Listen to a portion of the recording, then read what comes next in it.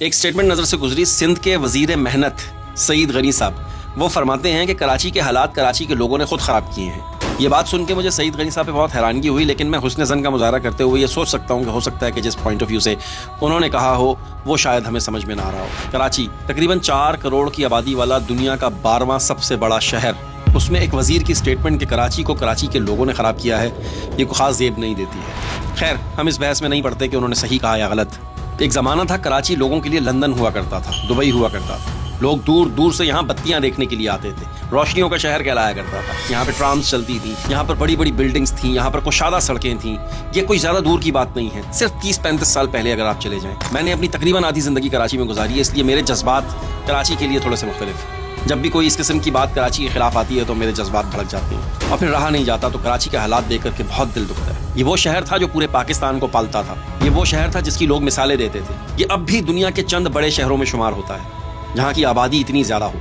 पूरे मुल्क में किसी को रोजगार चाहिए होता था तो वो कराची का रुख करता था। कराची उसे पालता था, कराची उसे अपनी गोद में ले लेता था, आज भी लेता है। मुझे अच्छी तरह से याद है जब हम बचपन में अपने वालिद साहब के साथ सदर जाया करते थे तो आप यकीन माने उस वक्त सदर ऐसा था जैसे आज पुराना लंदन है। कुशादा सड़कें हुआ करती थी, ब्रिटिश दौर की इमारत हुआ करती थी, बड़ी बड़ी गाड़ियाँ चल रही हुआ करती थी, सफाई सुथराई, जबरदस्त मौसम, हरियाली, हर चीज़ वहाँ मौजूद थी। You name it. वहाँ पर फॉरेनर्स वॉक किया करते थे, बाहर से गोरे आकर वहाँ पर खरीदारी किया करते थे। पिछले दिनों में कराची गया हुआ था तो मेरे बड़े अच्छे दोस्त, बड़े अच्छे भाई सरफराज भाई मुझे कहने लगे, आतिफ भाई ये ज़ैनब मार्केट में गोरे शॉपिंग करने आया करते थे।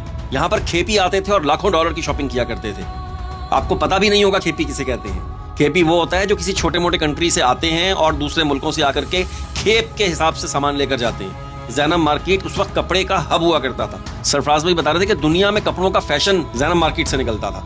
उसकी वजह यह थी कि जितने बड़े बड़े ब्रांड्स थे वो सब कराची से एक्सपोर्ट हुआ करते थे और जो भी लेफ्ट ओवर होता था वो ज़ैनब मार्केट में आता था। वहां से वो दूसरे मुल्कों के खेपी आते थे और वो लेकर के जाते थे और वो डॉलर्स में पैसे खर्चते थे। उस वक्त 80s में वहां पर डॉलर चला करता था। सरफराज भाई ने बताया कि उस जमाने में जो लोग ज़ैनब में आए थे वो लोग रातों रात अरबपति बन गए थे। क्यों? क्योंकि बिजनेस था, खुशहाली थी। एक घर का एक शख्स कमाता था और सारे बैठ के खाते थे। कोई सड़क टूटी फूटी नहीं होती थी, कहीं गंदगी नहीं होती थी। रोजाना की बुनियाद पर स्वीपर सफाइयां करता था, रोजाना की बुनियाद पर सड़कें धुला करती थी। हर साल 2 साल के बाद सड़कों की मुरम्मत हुआ करती थी। आपकी रवेश उठाने के लिए स्पेशल गाड़ी आया करती थी। 30 साल पहले की बात है ये। लोग चांद की तरफ जा रहे हैं, लोग ऊपर की तरफ जाते हैं और हम पस्ती की तरफ जा रहे हैं। पूरी दुनिया से लोग गर्मियों की छुट्टियां गुजारने के लिए हमारे बीचेस पे आया करते थे। खूबसूरत तरीन साफ सुथरे बीचेस होते थे। मुझे अभी भी याद है कि बचपन में माड़ीपुर से हॉक्स बे के दरमियान में एक बीच हुआ करता था जिसे फ्रेंच बीच कहते थे। वहां पर सिर्फ फॉरेनर्स जाते थे। गोरियां वहां पर बिकनी पहन के नहाया करती थी। इतना सेफ हुआ करता था कराची, किसी किस्म का कोई खतरा नहीं होता था। लोग अपने घरों के दरवाजे बंद नहीं किया करते थे। 24 घंटे दिन रात दरवाजे खुले होते थे। आस पड़ोस वाले जिसका दिल करता था जिसके घर चले जाते थे। कोई खतरा नहीं हुआ करता था। सबसे ज्यादा एक्सपोर्ट कराची से हुआ करती थी। ना बिजली जाती थी, ना गैस जाती थी, पानी जाने का तो तसव्वुर ही नहीं था। क्राइम रेशो 0 के बराबर था। और फिर अचानक पता नहीं क्या हुआ, जो लोग बत्तियां देखने के लिए कराची आया करते थे वो आहिस्ता आहिस्ता वहां पर रुकना और मुकीम होना शुरू हो गए। और उसके बाद आहिस्ता आहिस्ता कराची को मल्टी कल्चर कहा गया। फिर ब्लेम गेम शुरू हो गई, फिर फिरकावारियत शुरू हो गई, फिर तंजीम साजी शुरू हो गई और फिर आहिस्ता आहिस्ता लेट 80s और अर्ली 90s में कराची दुनिया का 6ठा मोस्ट डेंजरस सिटी कहलाने लगा। दुनिया का 6ठा खतरनाक तरीन सिटी, जहां पर कराची के लोग खुद जाते हुए डरने लगे और जिसका बस चला वो उस शहर को छोड़कर जाता रहा। और वहां पर आबादी हो गई कराची से बाहर वाले लोगों की। और फिर कराची का क्राइम रेट दुनिया में सबसे ज्यादा हो गया। कराची वो शहर जिसकी दुनिया मिसालें दिया करती थी और लोग अपने वक्त भेजा करते थे कराची के जाके इसकी डेवलपमेंट देखें, जाकर देखें कि ये किस तरह से एक्सपोर्ट करते हैं, किस तरह से फैक्ट्रीज लगाते हैं, किस तरह से बिजनेस करते हैं कि पूरी दुनिया पे कराची का कपड़ा छाया हुआ है।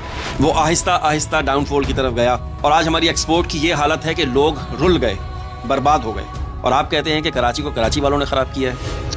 नहीं, कराची को कराची में रहने वालों ने ख़राब किया हो सकता है, लेकिन कराची वालों ने ख़राब नहीं किया है। तो ये अफसोसनाक बात, लेकिन क्या करें। जैसे वो एक मिसाल भी है ना कि मोमबत्ती को आखिर में पता चलता है कि उसे एक धागे ने बर्बाद कर दिया जिसे वो सीने में छुपाए हुए थी। समझ तो गए होंगे आप। देख रहे हैं बी4 पाकिस्तान और मुझे कहते हैं आतिफ मसूद। देखते रहिए, शुक्रिया।